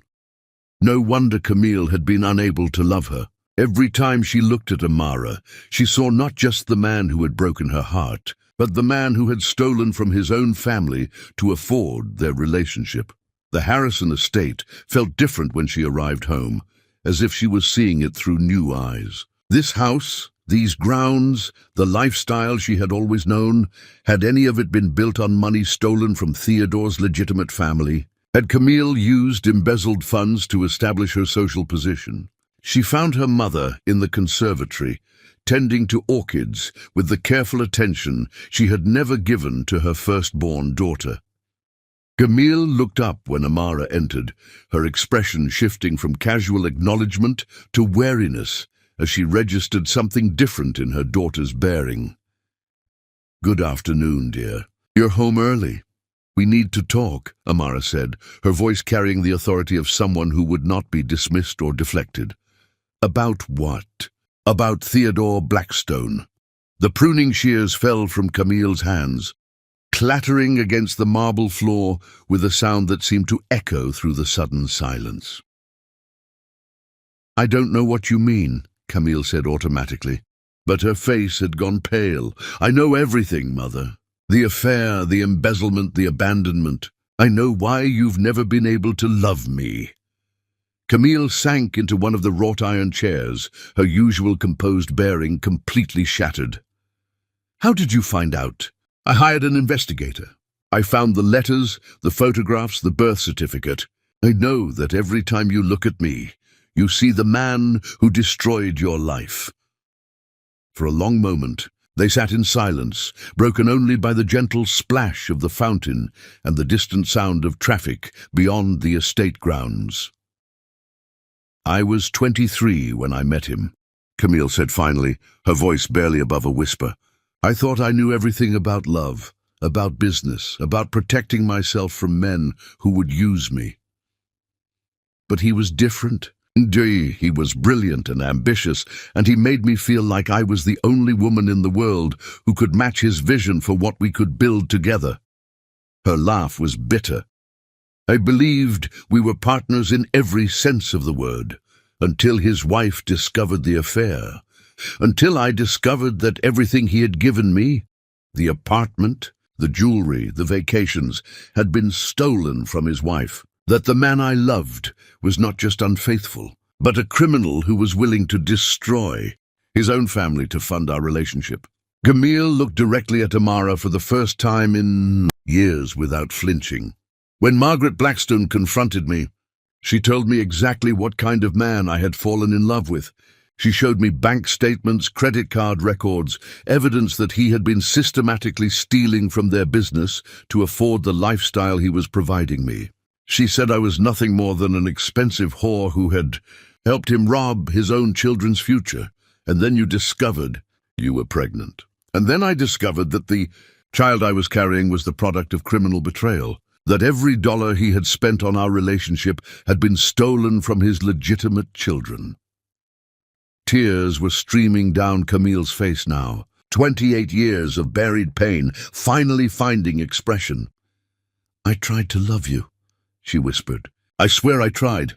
But every time I looked at your face, I saw his face. Every time you smiled, I remembered the way he smiled when he was lying to me. Every time you showed the same intelligence, the same ambition, the same ability to charm people into giving you what you wanted. I remembered that those were the same qualities he had used to destroy my life. So you decided to destroy mine instead. I decided to protect Zara from becoming what I had been, a woman who believed in love more than she believed in her own judgment, a woman who could be convinced to participate in her own destruction because a charming man made her feel special." Amara stood up, pacing to the windows that overlooked the gardens where she had played alone as a child. "You punished me for his crimes," she said. "You spent 28 years making me pay for sins I never committed." "I know," Camille said simply, "and I know it was wrong, but I didn't know how to separate you from him in my mind. I didn't know how to love the child without remembering the father. He wants to meet me." Camille's head snapped up. "What? He's dying. Heart failure. He has less than 2 years to live, and he wants to meet the daughter he abandoned." "You can't," Camille said immediately. "Amara, please. He's a selfish man who will only bring you pain. You mean like the selfish woman who raised me." The words hung between them like a blade, cutting through decades of pretense and careful politeness. "Perhaps," Camille said quietly. "Perhaps I have no right to protect you from anyone." Amara turned from the windows, studying the woman who had given birth to her but had never truly been her mother. "I'm going to meet him," she said. "Not because I want a relationship with him, but because I need to understand the complete story of where I came from." "And after you meet him?" "After I meet him, I'm going to forgive him. Not for his sake, but for mine. I'm going to forgive you too, eventually, but not today. Today, I'm just going to stop carrying the weight of your pain and his cowardice." As she walked toward the door, Camille called out to her, "Amara?" She turned. "For what it's worth, you became everything I was too afraid to become. You built something that belongs only to you, something that no man can steal or destroy. You became the woman I might have been if I had been stronger. I became the woman I had to become to survive being your daughter." Amara replied. "That's not the same thing." But as she walked through the halls of the house where she had spent 28 years seeking love that would never come, she realized something had shifted. The truth about her parentage hadn't made the pain go away, but it had finally freed her from the impossible task of earning approval from someone who had been programmed to withhold it. She was no longer the unwanted daughter. She was simply a woman who had been born into circumstances beyond her control and had chosen to transform those circumstances into strength. And that, finally, was enough. Chapter 8. Breaking the Chains of the Past. Understanding your mother's pain doesn't excuse her cruelty, but it explains why love felt like a foreign language in your house, and why you had to teach yourself to speak it fluently. The Birmingham skyline stretched before Amara, as her driver navigated through streets that bore no resemblance to the affluent neighborhoods she had grown up knowing. Theodore Blackstone lived in a modest apartment complex that had seen better decades, its red brick facade weathered by Alabama summers and winters that had stripped away any pretense of grandeur. She sat in the back seat of her car, dressed in a simple black suit that conveyed respect without suggesting wealth, her hands folded carefully over a manila folder containing every piece of information the private investigator had gathered about the man she had come to meet. "We can turn around," her driver said quietly, noticing her stillness. "You don't have to do this today." "Yes, I do," she replied, her voice steady despite the earthquake of emotion building in her chest. "I've spent 28 years not knowing where half of myself came from. It's time to fill in the blanks." Apartment 3B was at the end of a narrow hallway that smelled of industrial carpet and the kind of air freshener that never quite masked the underlying sense of lives lived in small spaces. She stood before the door for a long moment, gathering the courage that had carried her through boardroom presentations and hostile negotiations, reminding herself that this conversation was just another kind of business meeting. Her knock was answered by a man who was unmistakably her biological father, though time and poor health had carved deep lines around features that still resembled her own. Theodore Blackstone at 61 was tall and lean like she was, with the same honey-colored eyes and the same aristocratic cheekbones that had always made her feel like she belonged to some other family entirely. "Amara," he said, her name spoken like a prayer he had been practicing for years. "Mr. Blackstone." He stepped aside to let her into an apartment that was clean but sparse, furnished with pieces that suggested limited resources but careful attention to dignity. The walls were covered with newspaper clippings about her business success, magazine covers featuring her face, photographs printed from internet articles about her philanthropic work. "I've been following your career," he said unnecessarily, gesturing toward the display. "You've become remarkable." She studied the collection with detached interest, noting that he had documented her achievements with the obsessive thoroughness of someone trying to know a stranger through public information. "Why didn't you contact me sooner?" she asked directly. He settled into an armchair that had clearly been his designated spot for years, his movements careful in the way of someone whose body could no longer be trusted to support his ambitions. "Because I didn't think I had the right," he said simply. "Because I knew that everything I had given your mother, and by extension you, had been stolen from my wife and my other children. Because I was a coward who chose saving himself over taking responsibility for the life I had helped create." His honesty was more devastating than any excuse would have been. "Tell me about the affair," she said, settling into the chair across from him. "Your mother was the most intelligent woman I had ever met," he began, his voice carrying the weight of memory and regret. "She understood business in ways that my wife never did, could see opportunities and strategies that made me feel like I was finally working with an equal instead of just a partner." "But you were married." "I was married to a woman I had stopped loving years before I met Camille. Margaret and I had built a life together, had children together, but we had never built the kind of intellectual and emotional connection that your mother and I shared from the moment we started working together."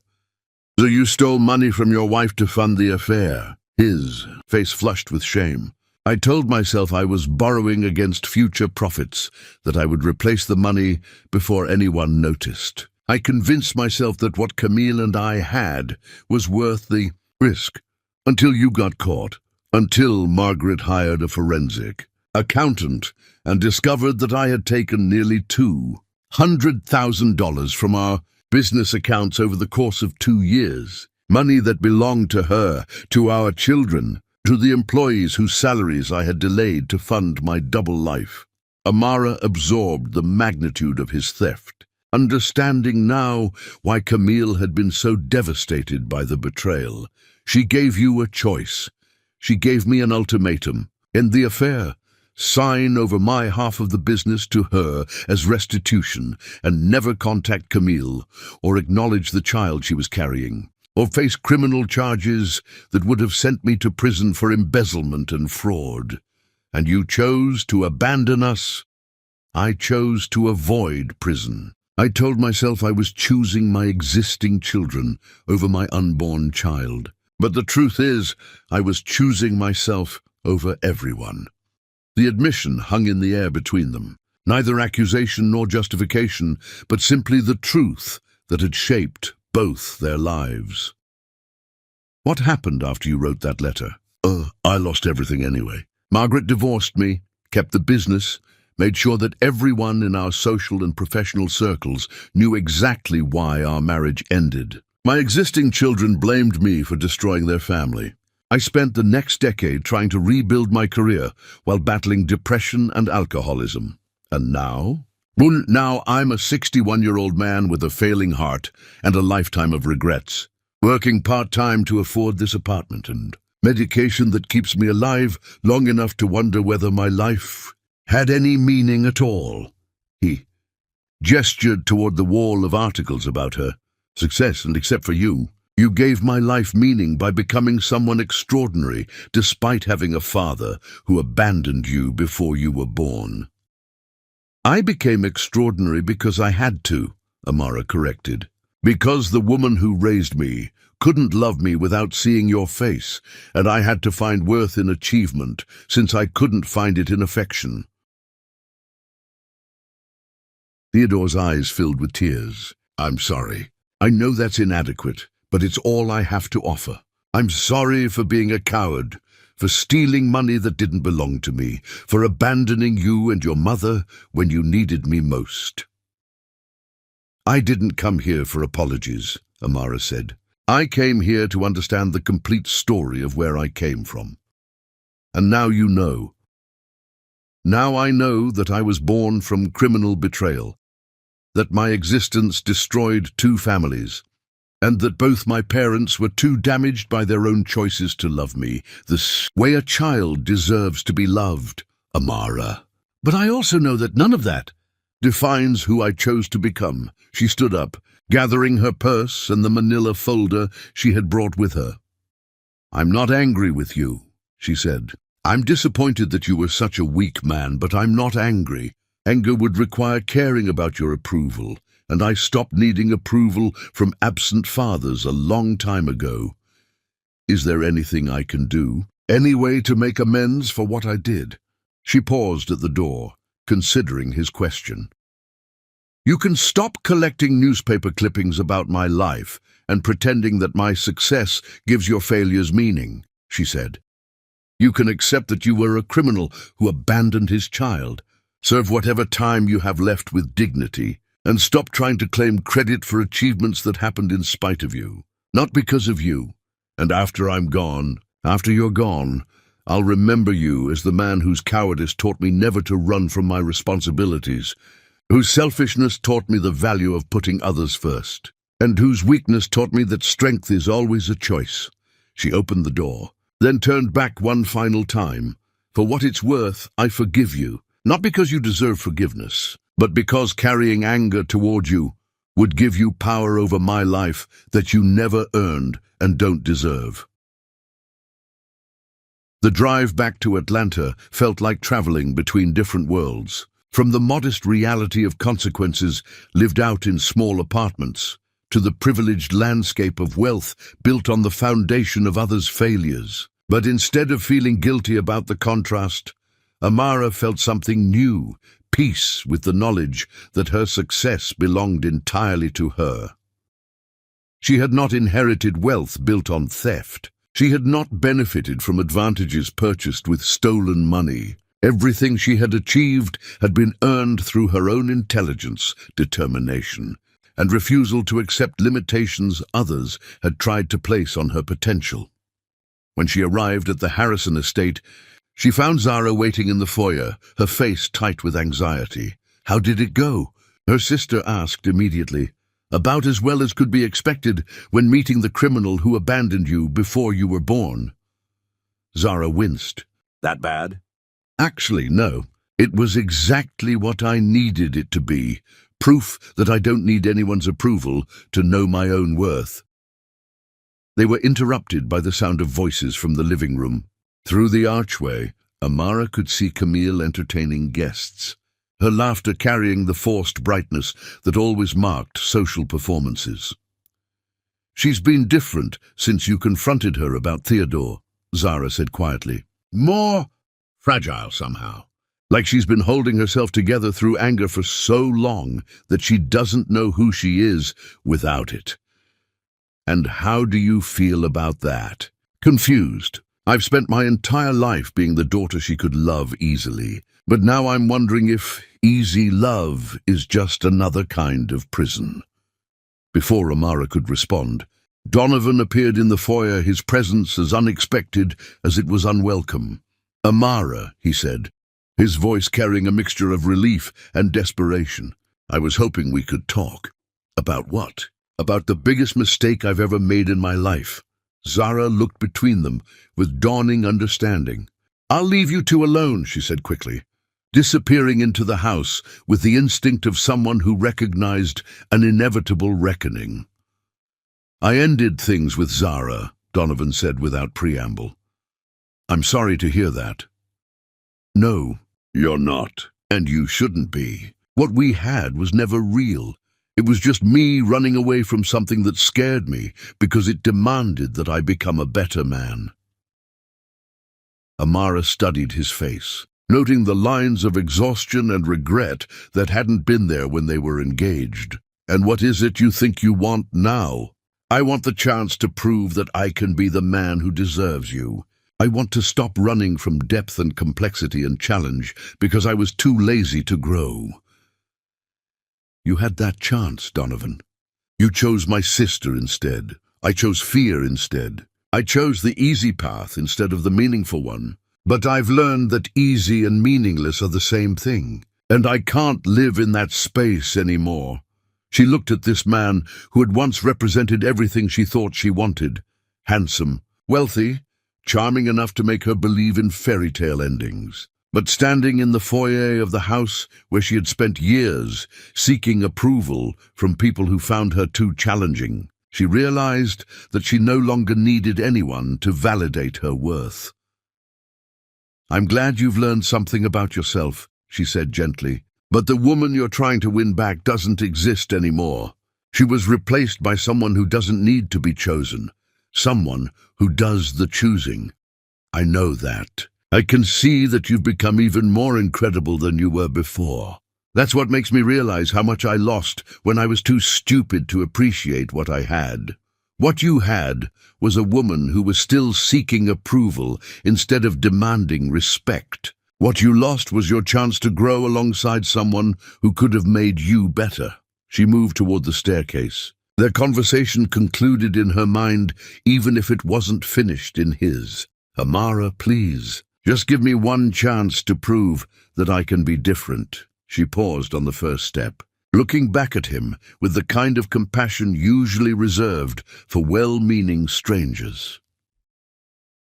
"You will be different, Donovan. You'll grow into the man you're capable of becoming, and you'll find someone who's perfect for that version of yourself. But that someone isn't me, and it never was." As she climbed the stairs to her room, leaving him standing in the foyer with the weight of choices that couldn't be undone, she felt the last chains of her old life falling away. She was no longer the daughter seeking her mother's love, the abandoned child yearning for her father's approval, or the fiancé trying to be worthy of a man's devotion. She was simply Amara Harrison, complete unto herself, and that was the most powerful thing she had ever been. Chapter 9. The Reckoning. Freedom tastes like tears at first, but then it becomes the sweetest thing you've ever known, especially when you realize that the cage you've escaped was always unlocked.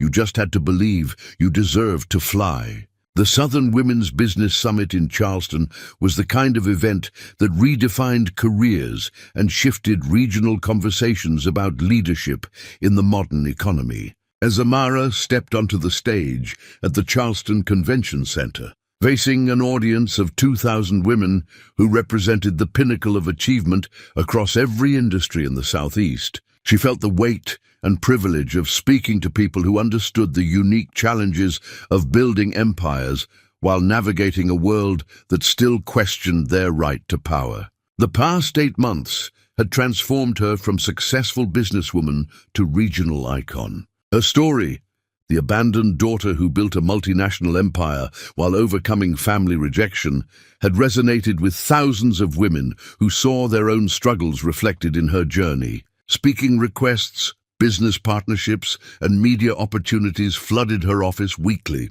But she had learned to choose her platforms carefully, understanding that her voice now carried the hopes and dreams of women who needed to see someone like them succeeding without apology. 8 months ago, she began, her voice carrying easily through the packed auditorium. I believed that love was something you earned through achievement. That approval was a prize you won by being perfect enough to deserve it. The audience was completely silent, drawn in by the vulnerability of someone who typically projected unshakable confidence. I spent 28 years trying to become worthy of affection that was never going to be freely given, changing myself to fit expectations that were designed to keep me small, apologizing for qualities that were actually my greatest strengths. She paused, her eyes scanning the sea of faces that included Fortune 500 CEOs, tech entrepreneurs, award-winning artists, and groundbreaking scientists. What I learned is that the people who demand that you diminish yourself to earn their love are not the people whose opinions should shape your life. The right people, your people, will love you not in spite of your ambition, your intelligence, your refusal to be convenient, but because of those qualities. The applause was thunderous, but she continued speaking through it. You are not too much. You are not too intense, too demanding, too successful, too smart, too independent. You are exactly as much as the world needs you to be, and anyone who suggests otherwise is simply revealing their own limitations.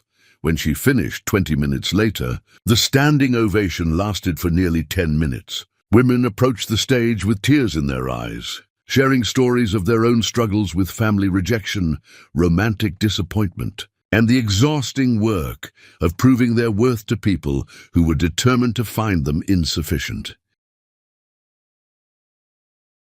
Afterward, at the VIP reception, she found herself surrounded by the kind of powerful women she had spent years admiring from a distance. Media moguls wanted to collaborate on projects, tech entrepreneurs sought her guidance on expansion strategies, and politicians asked for her endorsement in campaigns that could reshape regional policy. Ms. Harrison. She turned to find a strikingly handsome man approaching, his warm brown eyes and confident smile suggesting intelligence and genuine warmth in equal measure. At 34, Dr. Jeremiah Wright possessed the kind of classical features that belonged in Renaissance paintings, but it was his obvious intelligence that made him truly compelling. Dr. Wright, she replied, recognizing him from his groundbreaking work in pediatric oncology. I'm familiar with your research. The childhood cancer treatment protocols you've developed are saving lives internationally. His face lit up with surprise and pleasure. You know my work?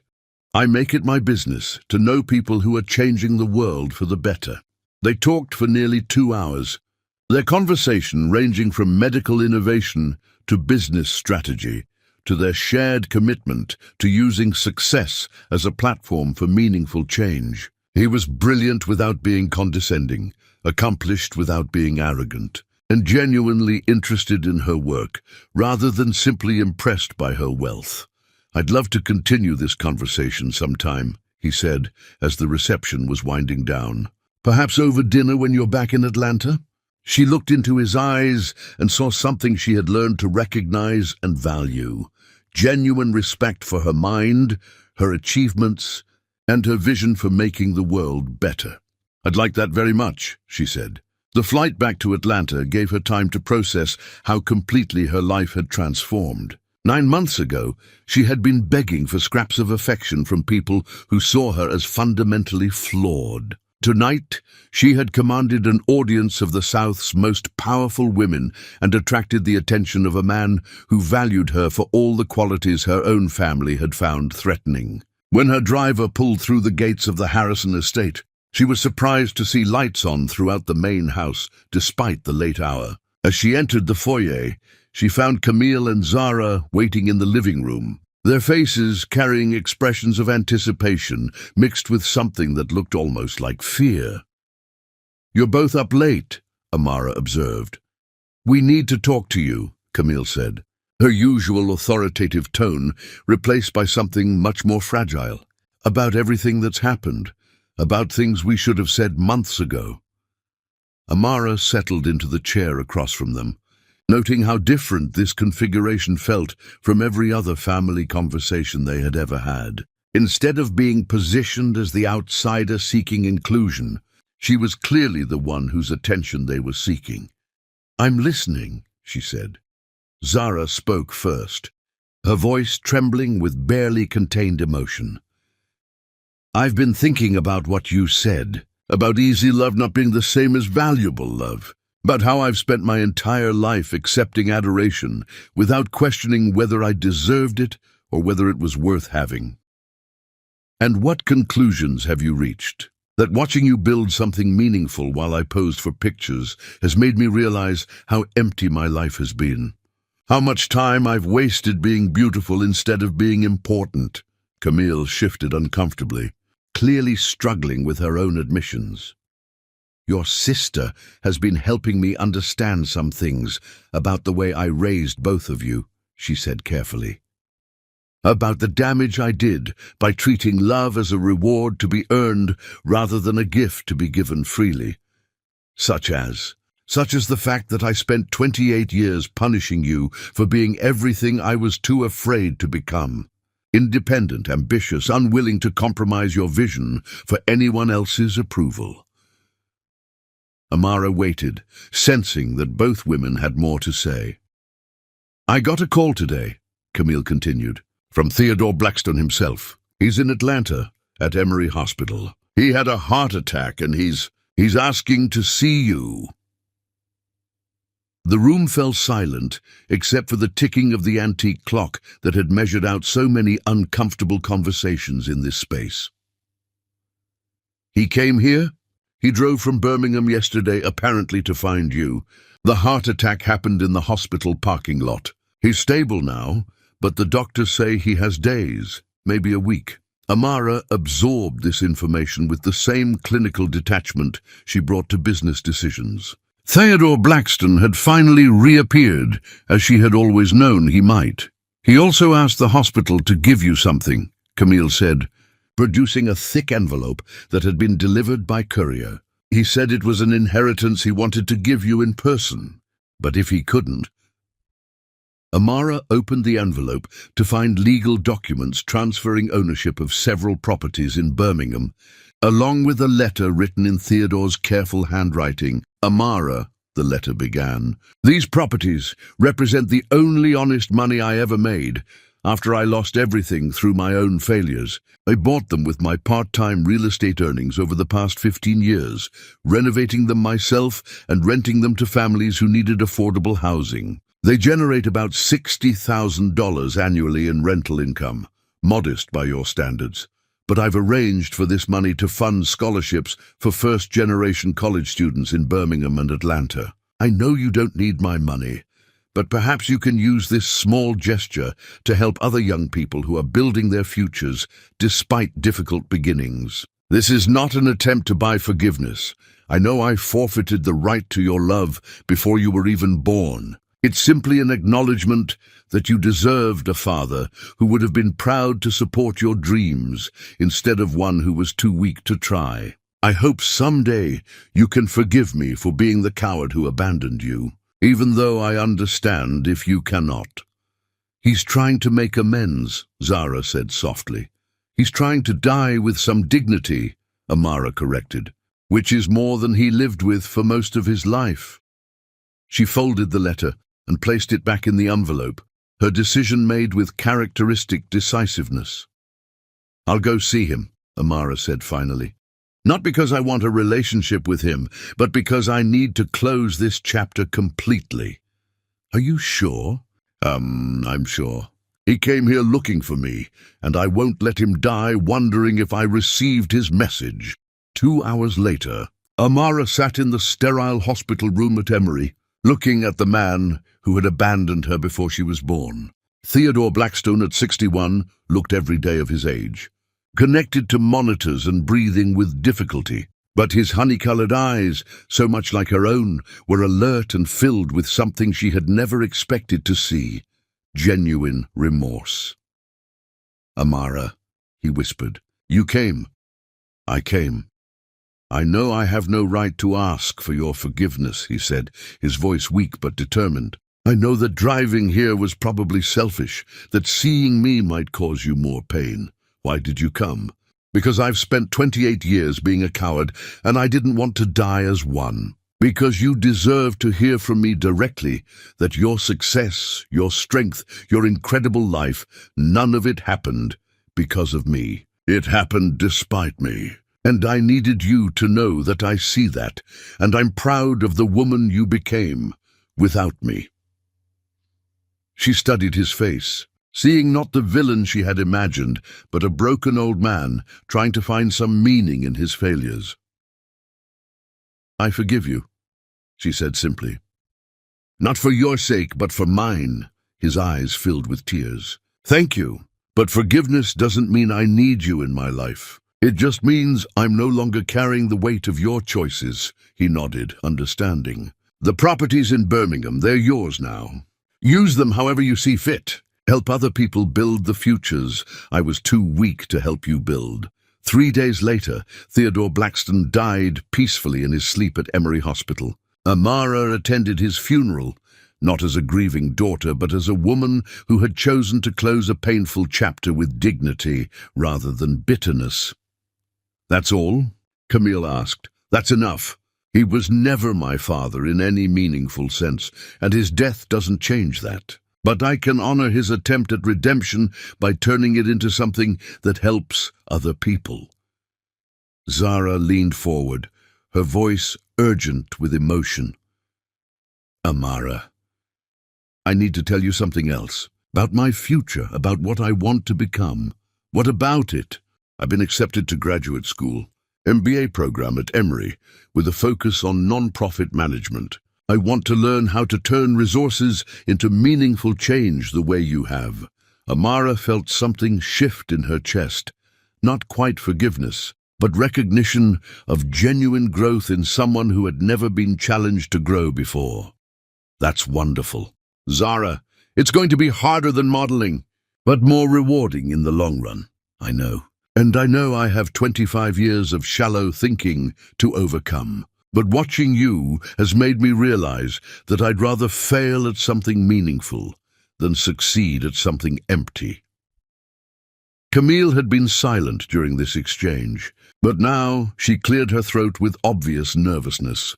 "I have something to confess as well," she said, "about the business opportunities I mentioned wanting to discuss with you." "Yes?" "I don't have any business opportunities. What I have is a complete collapse of the social identity I built over the past 30 years. The charity boards, the social committees, the fundraising events, they all want access to you now, not me. I've become irrelevant except as your mother." The admission was clearly devastating for a woman who had built her entire sense of self on social prominence and carefully cultivated influence. "I need your help," Camille continued, her voice barely above a whisper. "Not just for business opportunities, but for learning how to matter in the world in ways that don't depend on other people's approval. You want me to teach you how to build something meaningful. I want you to teach me how to become the kind of woman who could have raised a daughter like you instead of spending 28 years trying to diminish her light." The request hung in the air like a bridge that neither of them was sure could support the weight of their shared history. "I can't give you back the years we lost," Camille said. I can't undo the damage I did by making you feel unwanted and insufficient. But maybe I can spend whatever time I have left learning how to be worthy of being your mother. Amara stood up, walking to the windows that looked out over the gardens where she had spent so many childhood hours alone, processing the magnitude of what both women were asking of her. This isn't about forgiveness, she said finally. This is about whether you're both willing to do the hard work of becoming different people rather than just saying you want to change. We are, Zara said immediately. I am, Camille added with quiet desperation. Then we'll start slowly.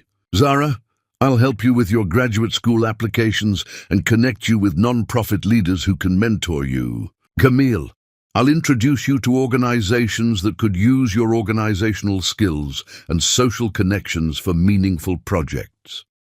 She turned back to face them, her expression serious but not unkind. But I need you both to understand that this isn't about rebuilding our family relationships. This is about helping you become people I might eventually choose to have relationships with. I understand, Camille said. We both understand, Zara added. Her phone buzzed with a text from Jeremiah. Thank you for an incredible evening. I can't stop thinking about our conversation. Would tomorrow night be too soon for that dinner? She smiled, typing back, tomorrow night would be perfect. For the first time in her life, she was not just being chosen, she was doing the choosing. And the woman she had chosen to become was exactly who she had always been meant to be. Chapter 10. Reborn in Power. The greatest revenge against those who tried to break you is becoming everything they said you could never be, then using that power to lift up everyone they said didn't matter.